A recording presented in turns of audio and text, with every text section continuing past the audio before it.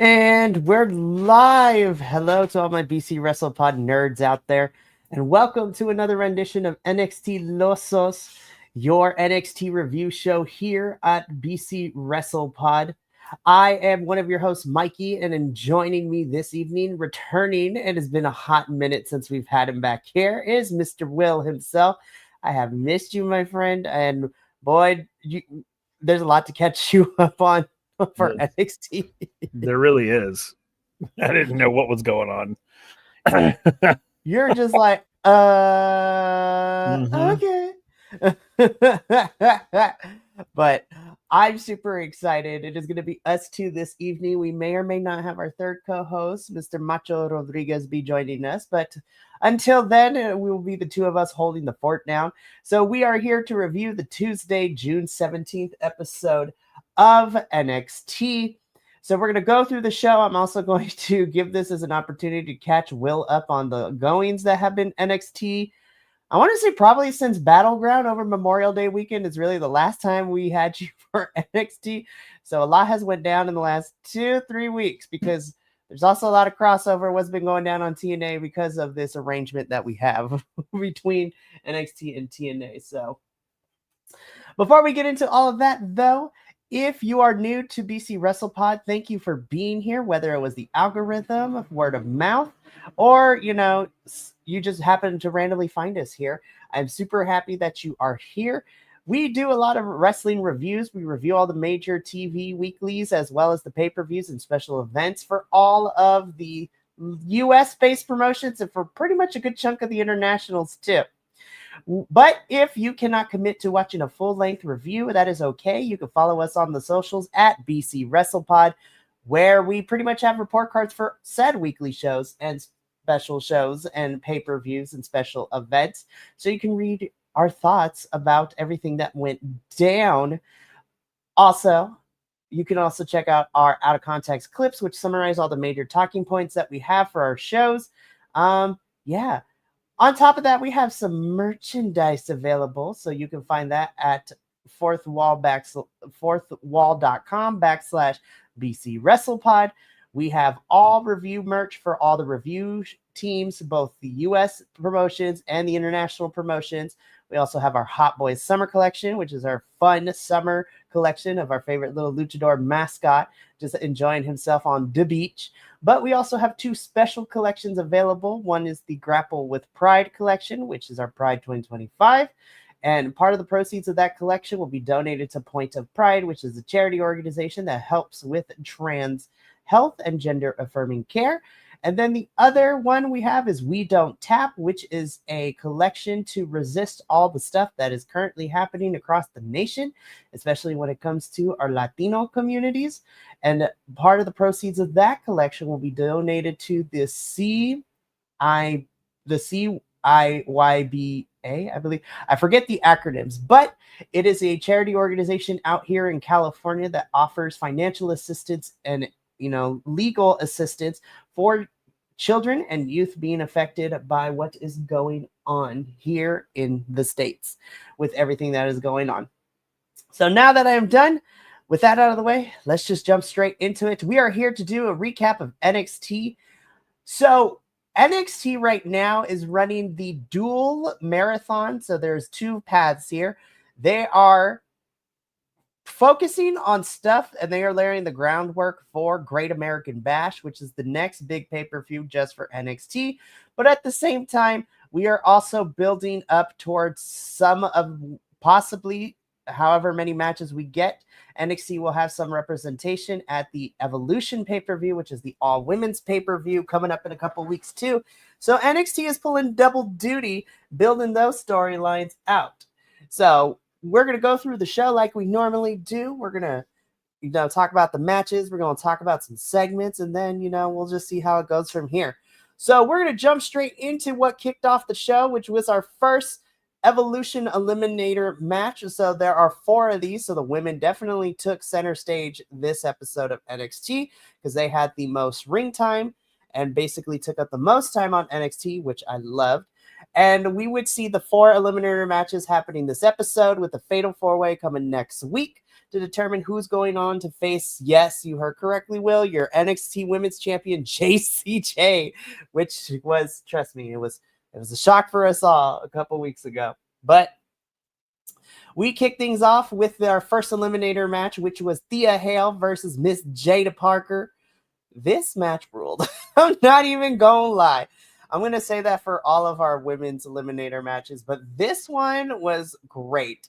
Only because Jada and Thea have been feuding for the last couple of weeks. They've been in and out of each other. They'd be fighting each other in the ring, out the ring, backstage, which is crazy. And things kind of come to a head here. Jada does play the fake tap out. The ref doesn't see her tapping out to Thea's finisher, which then allows Jada to hit the hypnotic for the win. Jada is moving on next week to the Fatal 4-Way to determine whether she's going to Evolution to face JC for the title.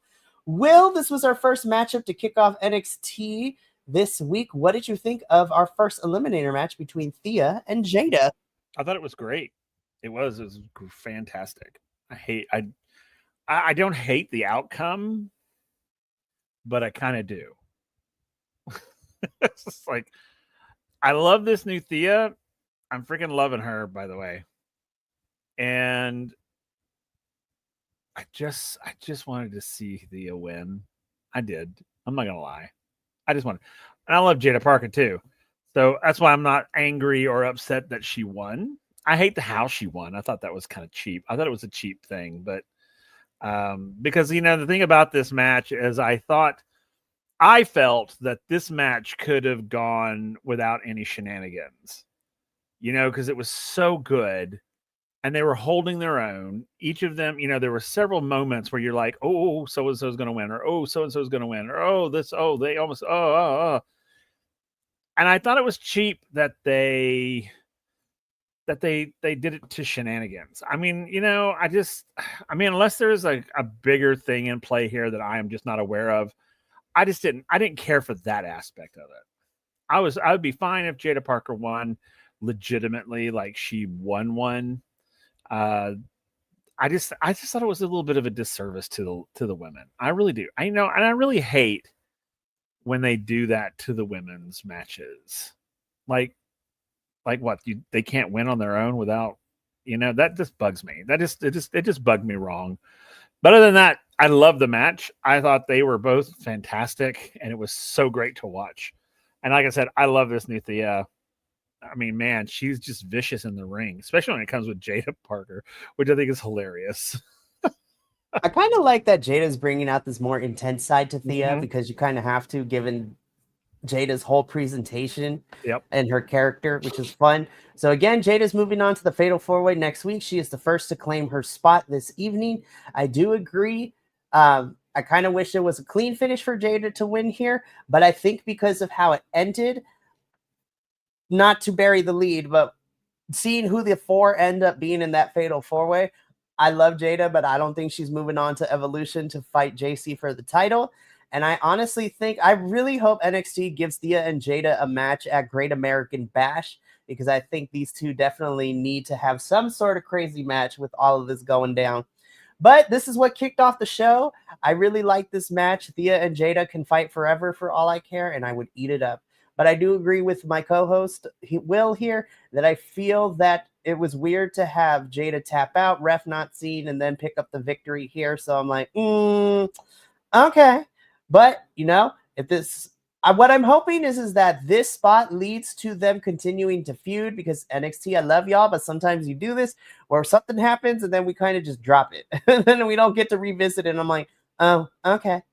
But we move on from this eliminator match because backstage, this is the multiverse we are living in. Obafemi is your NXT Men's Champion. Trick Williams is your TNA World Heavyweight Champion, like your world champ. This is the world we live in 2025. This has been crazy to watch. But these two have an exchange. I need these two to collide at some point. Obafemi is like, you're a champion, bro, but you're kind in a weird way, even though the words weren't exactly said, Obafemi's just like, listen, I'm not even a TNA person, but you're kind of being a douchey TNA world champion, man. Like, this is not a great look. Like Obafemi wants to say, bro, this is not a good look for you. Like, how you're a champion, but this is how you gonna carry yourself, bro. So to me, and this is because I also cover TNA too. I think this is a weird character choice for Trick. I mean, it gets him out of the whiny Trick Williams that we've been seeing over the first half of 2025. But I also feel that this cocky Trick Williams hasn't been earned for me, at least. Like, we haven't done enough, both in NXT and in TNA, to warrant him being cocky. Now, if he's presenting him, I would be more okay with it if this is the character choice after he's beaten like a good chunk of the NXT and TNA roster defending this TNA championship. But realistically, he's only beaten Joe Hendry for that title at Battleground. He beat Mike Santana, but that's because of interference from First Class, and that was defended on NXT 2 weeks ago. And then at Against All Odds for TNA's pay-per-view, he beat Elijah, but again, through the help of First Class. So I do like the dynamic that First Class is with Trick Williams. I hope this ultimately leads to Casey Navarro being like, nah, I'm out, y'all. This is crazy. But I need, if not Obafemi, somebody needs to knock Trick down a couple of pegs. And I feel like I'm kind of here for that. I'm not going to lie. But this is the world we live in, Will. These two are champions in different companies, but in the same this is the world we live in. Moving on. So, after we got... Yeah, go for it. You know, we've seen this trick before, and I'm kind of over it. Because when he was champion before, he got all cocky and... You know what? I don't understand what's wrong with the original Trick. I don't understand the humble, the good guy. I mean, he was a good guy. Yeah, he was beaten down by Carmella Hayes, manipulated by Carmella Hayes, and so he had all that PTSD, whatever. But why did we go to this? Why did we choose this route? The sort of like holier than thou, nothing can touch me. I don't even think that's like legitimately champion talk. I don't think it's like, oh, I do this because I'm a champion. I'm like, no, I think you're doing it because you're an arrogant shit. And I don't like it. I don't care for it. I literally have I don't care what happens to him now, which is sad. Because I love Trick Williams. I was a huge fan, when he was the underdog. And I don't know what this is. I don't know. Because like I said, we've seen this before. It's like this is where he goes. It's like this is his default set. And then when he doesn't have a belt in his hand, his secondary default set is whiny bitch. And I'm just like, can we find something different? I mean, can you be a champion and be humble? I think you can, because we've seen it.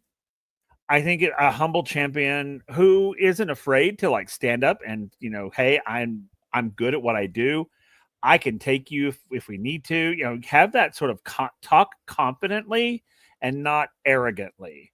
And he is like, that's his default. He goes into this arrogance. Oh, and it drives me crazy because I'm like, I know you better than that. You are better than that. We've seen the Trick Williams that I think would make a great champion. And I don't think this is it. I don't think whatever this is, I don't know what this is. And yeah, I hope Obafemi is the one that knocks him in his place. I don't know. Something needs to happen because right. He needs some humble pie.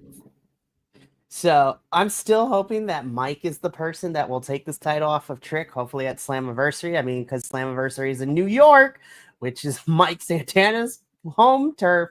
So I'm really hoping that's the case, but we'll see what happens. It's crazy how for me the roles have reversed, because I wasn't feeling Oba when we first got introduced to him, but now I'm just like, I kind of love him as the foil to Trick right now. So I'm rooting for Oba, and I'm metaphorically, preying on Trick Williams' downfall, like in the wrestling world, not actually, because nobody deserves their downfall in real life, unless they warranted, but even then, still. So we got to move on from this because we get this pre-tape vignette, so formerly known as Mariah May in AEW, now going by Blake Monroe. We get this Sabrina Carpenter-esque like package of her getting ready to come to the PC Center and sign her contract. I don't care what nobody says. I will always be supportive of Mariah May / Blake Monroe. I mean, I'm gonna have to get used to the name, and we're gonna talk about it at the very end of what closed NXT this week. My personal feelings about her getting demolished, but you know what? I am here for her, and she's always wanted to be in WWE. She had one of the greatest rivalries with Timeless Toni Storm in AEW. This is one of the best women's stories in this modern era, in my opinion. But this is just a vignette of her getting ready to come to the PC Center and sign. So we're gonna talk about her a little bit because we got a 3-act structure with her in pre-tapes and then the actual segment. But right now, Black Girl Magic. Yes. So we get into our second eliminator match. This was Kalani Jordan versus Lash Legend. Listen, these photos are everything in this graphic department. You get kudos for me because this is how you do it. But I was like, yes, Black Girl Magic, let's go. This match was great.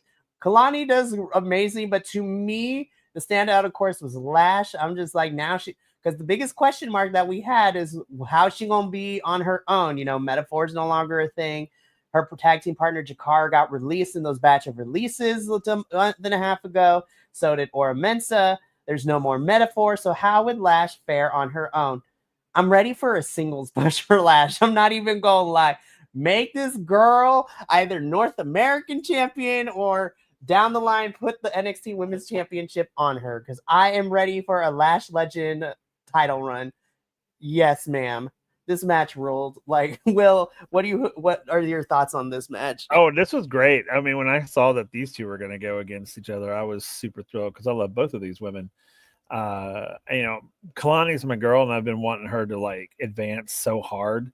But then, you know, Lash has always been my sort of background love because she's always been like in Metaphor or she's always been in something other than by herself. But now when she's by herself, she's like up there on my list now. And like this match really kind of solidified that for me because I was like, okay, girl. All right. You and my girl Kalani, y'all, okay. All right. Y'all are at the top of my list because this was like girl fight, man. This is the best. I loved it. It was so good. And both of these women are like brutal. And you know, and their size difference is so great too. Because, you know, Lash she's tall. She's tall and stocky, and Kalani is sort of toned and small. And I say small, but that's not the correct term, but you know what I mean? She's in less stature. So it was neat to watch them just kick it. I mean, truly. I was just like, damn, this was good. This was such a good match. I was loving this. This was really good, and I actually really love Lash's new finisher too. It looks so devastating when she hits it. It's so good. So Lash, this was a good back and forth between Kalani and Lash. Lash does end up winning and moving on to the Fatal 4-Way next week. No notes, girls. You did the darn thing. We loved it. I can't say the same thing for what we're going to talk about next. So, like, I thought we were done. I mean, I said this at Battleground when Stax beat Tony at Battleground. I was like, okay, this is it. Tony going to the main roster, or we're going to see him less, or we're going to set this up. We've been dragging this out since Battleground for the last like couple of weeks, and I'm ready for it to be over. So we start this off with Tony not feeling Luca Crucifino because he can't trust, because of Stax's betrayal. He feel like he can't trust anybody in this family, and he's not feeling Luca, and Tony's not willing to trust him. So they go out in the middle of the ring, be like, we're gonna handle this business, which then prompts them to go into the ring. We have a promo between the two. Luca tries to explain his actions, which at this point is very logical. I'm expecting a turn down coming up very soon because that's how it's going to be. But then Stax comes out. He's playing mind games. They get into a fight. Luca tries to attack Stax, which then Stax gets out the way and attacks Tony. Tony is very blinded with rage and paranoia as he starts yelling at Luca Crucifino, being like, nah, bro, you can't. Be like, I can't trust you. And then they start fighting on their way out, yelling at each other. I'm just like, I'm ready for this story to be over. Yeah. That's why I wasn't saying anything until I unmuted myself. I was like, yeah. This was, how many times have we seen this scenario? Truly, I mean, I'm sorry, guys. Y'all need to get some new material. I mean, seriously, stop recycling crap. This whole we're gonna yell at each other, maybe fight and have because we have beef because of some mistrust, blah blah blah blah blah. Then a fight ensues. The two people that are fighting, one of them ends up accidentally hitting the other one, and now no, we don't trust each other because you hit me, and I'm just like. Yeah, I'm ready for them to move on. I mean, it's like, Tony, come on. You know what you need to do, Tony, is you need to be the best solo wrestler there is and show them that you're better without them. Done. This whole thing, this infighting, family, whatever, either piss or get off the pot, as my grandfather would say. Yep, I was about to say the same thing, Will. It's time for them to get off. It's time to shit or get off the pot moment. Exactly. Like truly, it's like, Tony's a great wrestler. Stax is a great wrestler in his own right. And I'm just like, this, it's over. We settled it already. Right. Why are we still doing this? Stax beat Tony at Battleground, and that should have been the end of it. Yeah. Now, if Tony's going to stick around, you could do one more match where it's like a crazy stipulation, like a cage match or a street fight or something that will ultimately take Tony and prepare him for main roster. But I feel that was the plan. And then they're like, main roster's not ready to call him up quite yet. So now we're just like, let's extend this. And I'm just like, no, just have Tony end this feud. And if he's going to still be around NXT, he can have feud with somebody else that is not Stax in them. Yeah. It's old. It's old hat now. Just move on. Yeah, we're going to move on from this because I was just like, I don't care about this no more. Yeah. Like, it hurt my I was happy, but it also hurt my heart when we found out Casey was not cleared to wrestle. I was like, no, not Casey Navarro. So I haven't heard that he's actually injured, so I don't know what happened, but Casey is not going to be able to compete with Trick and AJ Francis in the 6-man tag team match later in the evening, but AJ has called in some favors, and taking Casey's place is going to be Wes Lee. So him and Tyson DuPont and Tyreek Igwe are now going by their faction name of the High Rise, which is kind of great. I love this. It's for them.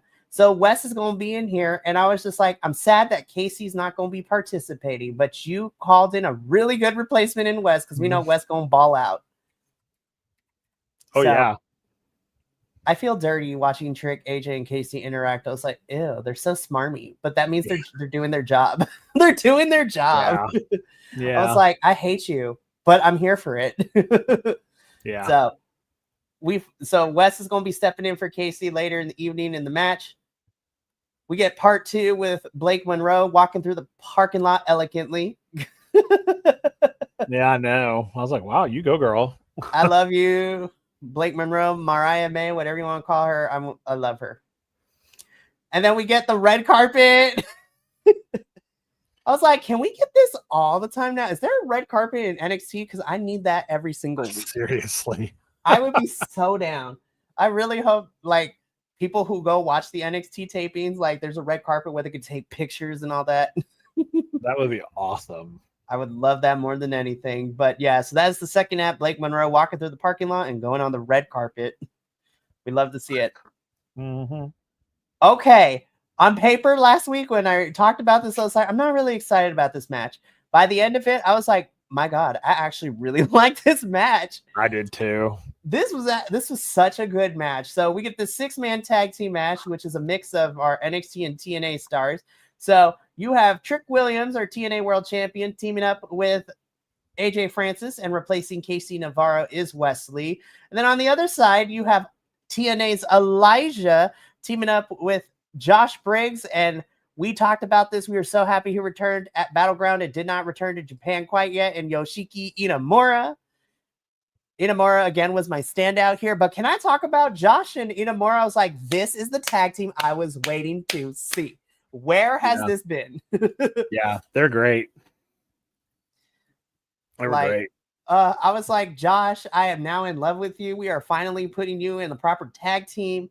Like, I don't know what took us to get that long, but I'm so happy because this is the intensity and the tag team that I need to see from Josh and Inamura. Also, Elijah, hey. Yeah, call me. Call me. But in all seriousness, this match ruled. This was a really good spot. And I was like, yo, AJ, you kind of killing it too. I'm not going to lie, AJ. But what shocked me in the end of this is after all the shenanigans happened, it was Yoshiki Inamura that would pin and trick Williams in this match to get the win for his team. And that made me scream at my television. I was like, oh my gosh, we might be getting a TNA championship match at some point. But yeah, this match, in my opinion, this match ruled. Will, what did you think about the 6-man tag? Oh, I loved it. And I thought it was very interesting that Trick was pinned at the end. That was extremely intriguing because I was like, oh wow, really? Maybe we're going to see a downfall sooner than we thought. I hope so. I really, I'm so done with Trick Williams right now. I'm so upset about it. That's the thing. Right. I am upset that I am over him right now. But anyway, I loved this. Yeah, I agree with you. I think that Josh, I think this is great. They're fantastic. They work well together. I love it. I hope we are seeing the beginnings of something permanent. Fingers crossed. And of course, Elijah just adds, that je ne sais quoi. No, but I thought this match was fantastic, actually. I didn't think I was going to like it because, AJ Francis and Trick Williams. But I really did. I was like, oh, wow. Okay. I'm digging it. Okay. We're good. All right. Let's go. Be like, we can do this. It's going to be fun. Yep. So, again, Inamura pins Trick. We're going to talk about them in a little bit when we preview what's to come next week, because right now, I love Tatum just being in the background of this picture. I was like, we need to get a ladder match for the custody of Tatum match. Seriously. Like, that's what it feels like. And I'm low-key yelling at my screen. I'm like, Tatum, don't go with Izzy. No, don't be like that. But Zarya and Soul are talking about, Zarya has her eliminator match coming out. Zarya's still not feeling about Tatum creeping around, but Soul's like, girl, she needs friends. Let's be her friend. And I was like, yes, Soul, you have the right idea. Because now that Tatum's by herself, because Gigi Dolan and Shotzi are no longer part of this company, she's by herself. So I just don't want her. I would like her with Izzy. I just don't want her with Izzy plus all the stuff she comes with, her group and everything. If Izzy was by herself, I would be okay with it. I just don't want Tatum to be a part of that group. But we'll talk about that when we get there. So just backstage talking, setting up for what's to go down. Ricky Saints wants back at it with Ethan Page because, Ethan would play dirty during their championship match with that chair shot to the throat. So Ricky wants a rematch. But before Ricky can get answers from Ethan and get Ethan to talk, Ethan ends up being defended by WWE Evolve talent, the Vanity Project, which is made up of our newly crowned WWE Evolve champion, Jackson Drake. And then, of course, the tag team, get this, the tag team known as Swipe Right. Yes, that is their tag team name. They are so obnoxious, but they are so good as a tag team. As the person who watches and covers WWE Evolve, they are actually a really good tag team. I just hate the name. but that's what they're supposed to be. The Vanity Project, made up of Jackson Drake, Zeta Steel, and Swipe Right.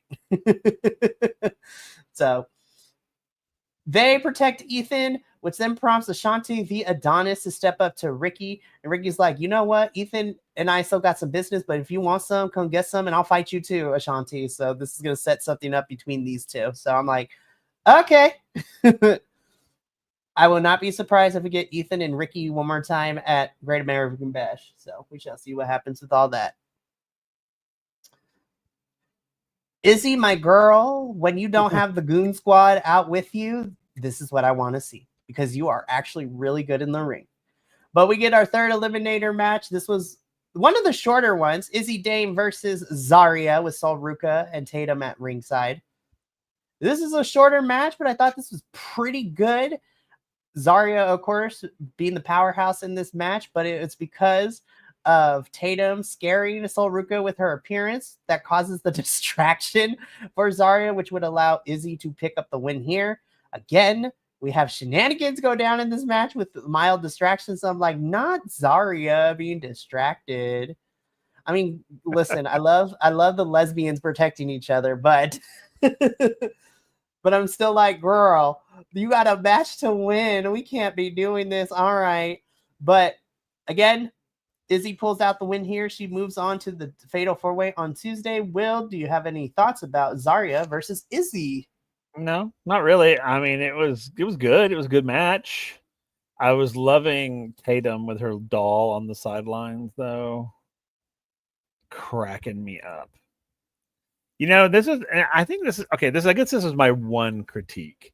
I think, because I love Tatum, and I think Tatum is such a great character that I think she becomes a distraction, and not to the wrestlers, but to the viewers.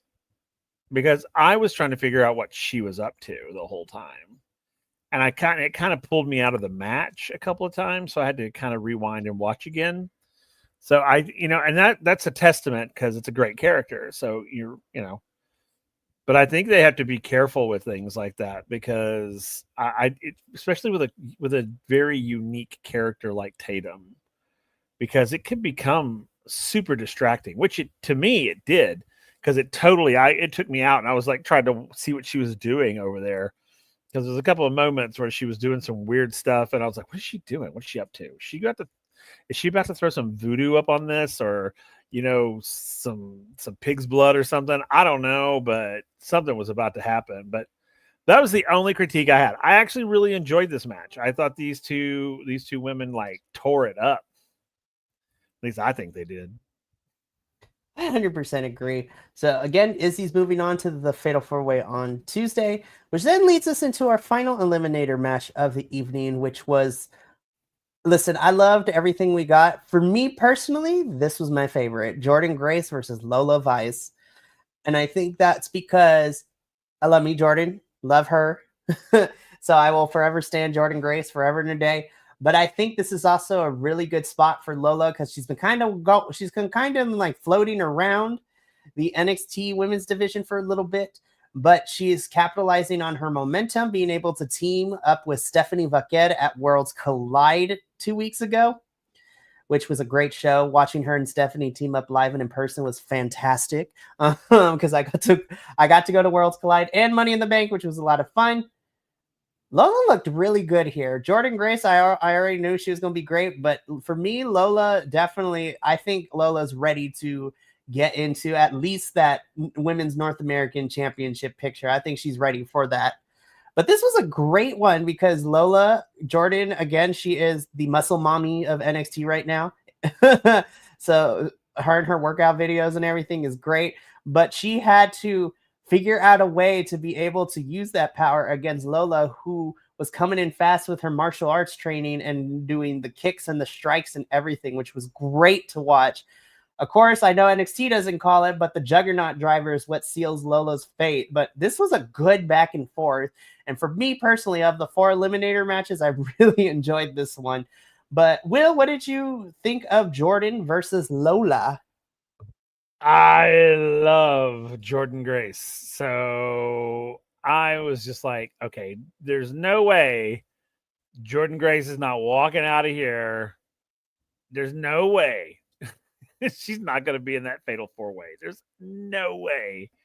Because I personally want to see her go all the way. I want to see her take it from Jessie Jane. I want to see that happen because I would love to see Jordan Grace with a championship around her waist again because she was a great champion at TNA. She was fantastic. She represented the women's division extremely well with honor. You know, it wasn't a cheap championship. You know, she took it seriously, and I love that about her. So I really, really, really, really, really want her to take that from her so hard. I really do, just because I love Jordan Grace, and I thought this match was great. I thought both of these women did amazing. I was just the whole time going, Jordan, you got this, girl. You gotta take it. You gotta take it, and she did. So, yay.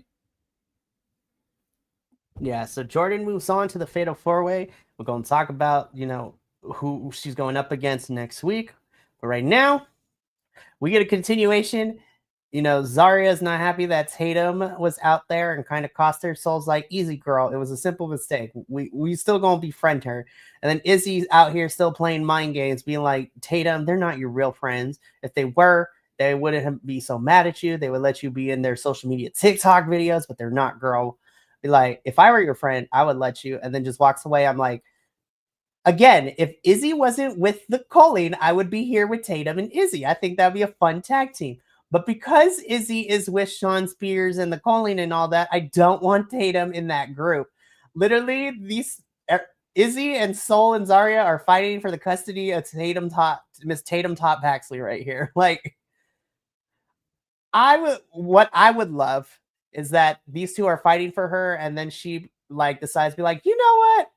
I'm gonna go on my own because I can do this. Like, I want friends, but I'm not gonna isolate myself or whatever. But at the same time, I'm just like, Tatum, don't go into the darkness. No, don't do it, Tatum, please.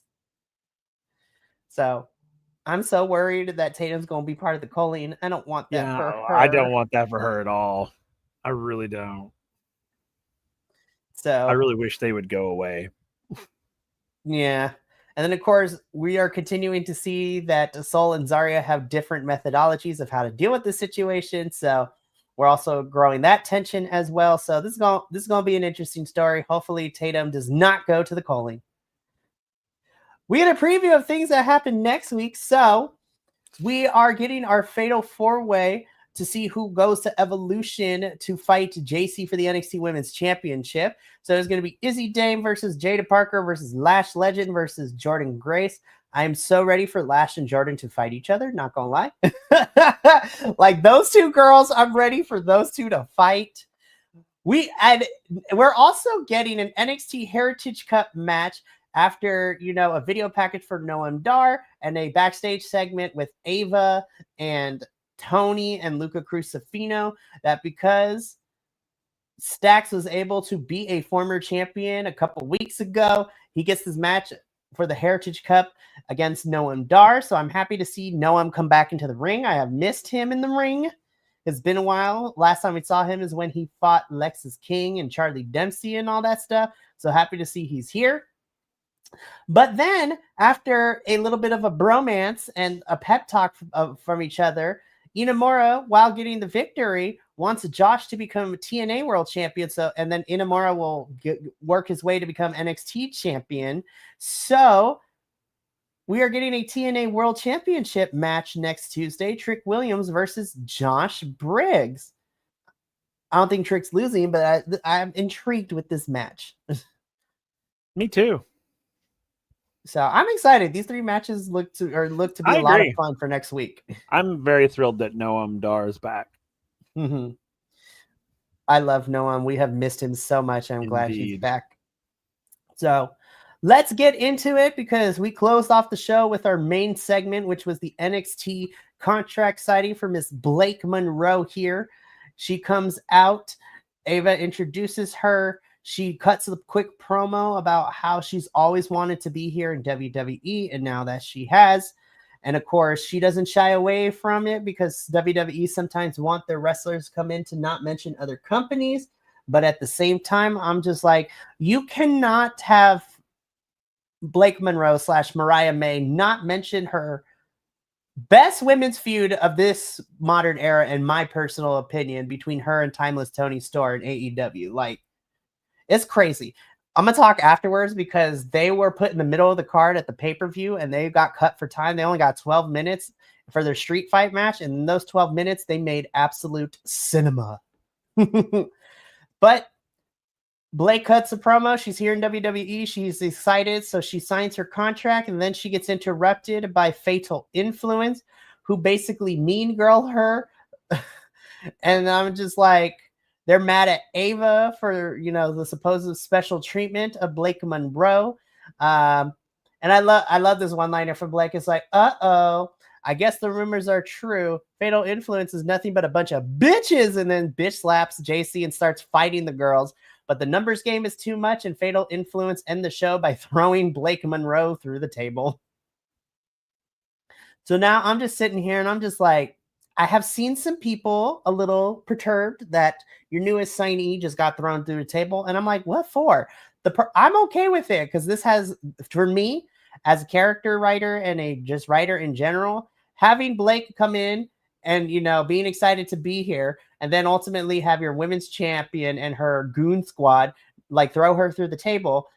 It beats the trope of what a lot of people think, because most of the time when we see this, a lot of the new signees from other companies, they get a title match like right away. This has Blake work her way up. She can fight Jasmine, she can fight Fallon, and then she can ultimately face JC down the line. So I'm just like, I'm not mad at it because it gives Blake somewhere to go, and revenge is a dish best served cold. So I'm excited for that. But Will, what did you think of our closing segment here of the contract signing and the table breaking? I thought I don't know why people have such a big issue with it. It's the idea of that. Yeah, she's coming, but the thing is who she was doesn't matter anymore. She's new. She's in NXT. She's got to earn her keep. She's got to earn her place. So absolutely. Jesse Jane, absolutely. I was totally like, yep, there you go. You got to let her know that it don't matter where you came from. This is where you are now. And, she'll work her way up. That's just the way it is. That's the way everybody is. Anytime they have a new contract signing, that person usually gets their butt beat. Because it's basically like hazing. Well, legal hazing. Because it's like, oh, look, the new kid. Let's give him a swirly. This is the, pro wrestling equivalent to a 7th grade swirly. So I thought it was great. I love that. I love that. Be like, here's the swirly. Yeah, I mean, seriously, And how iconic is it? Think about it. How iconic to put them through a table. There's nothing more iconic in wrestling than the table. Right. Honestly. Literally everybody else, we want tables every other time there's a match happening. So it's apropos. She is being christened into NXT. Mm-hmm. Boom. That's how you should look at it. Not just because she got put through a table doesn't make her less than what she was. It's literally like, welcome to NXT. Boom. Right. Through a table. Love it.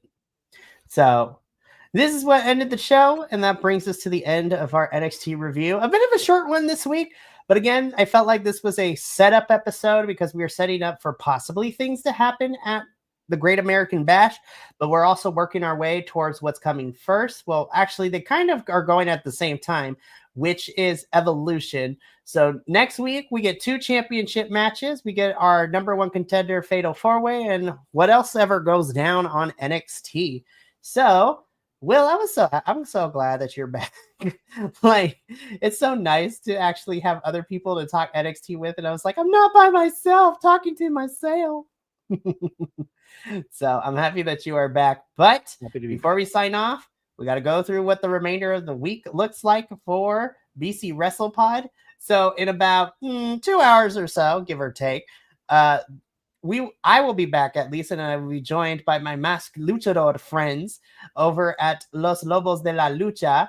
So myself, El Buntador del Segundo, and Papo Oso will be reviewing a fun Viernes Espectacular, as we're also talking about things that are happening this week, because this is going to be a crazy week for CMLL because we are colliding with the AEW crew. So more on that when we get there. Tomorrow evening at 7:30 p.m. Pacific, 10:30 p.m. Eastern, we have the Ring Rats and Riot Axe team. So myself and Andrew will be back once again to review another Defy Wrestling event. This time we are looking at Defy Wrestling's Vortex event, which saw Marina Shafir being a badass, the Defy debut of Cedric Alexander. And then on top of that, we also got a really entertaining 2 out of 3 Falls Tag Team Championship match for the main event. So it was a lot of fun. Then on Friday's a big one for us here at BC WrestlePod because we are doing a live watch along for CMLL and New Japan's Fantastica Mania. So that's going to start at 7:30 p.m. Pacific, 10:30 p.m. Eastern. It will be myself, El Buntador de Segundo, possibly Papa Oso, and maybe some of the AEW boys who have an open invitation to watch this along with us. This is a good time for y'all to come and be a part of CMLL because it is on and popping over here in Mexico. Not even gonna lie. So this is gonna be a fun one. I cannot wait. That's gonna be Friday evening, and then we wrap things up Sunday morning / afternoon with our Dual Dynasty review, where the WWE boys will be reviewing Raw and SmackDown, and then we will also be giving our predictions for the next pay-per-view for WWE happening next week, which is Night of Champions, I believe. So that's going to be a lot of fun. I cannot wait. So me and Will here, we got to get up on out of here, but thank you so much for tuning into NXTilosos. We will be back next week to review another exciting episode of NXT. But until then, from all of us here at BC WrestlePod to you, remember, take care of yourself, love one another, stay biconic, and more importantly than anything, you always deserve to finish your story. We'll catch you a little bit later tonight for our CMLL review. But until then, sayonara, adios, and we'll see you soon. Ta-ta for now.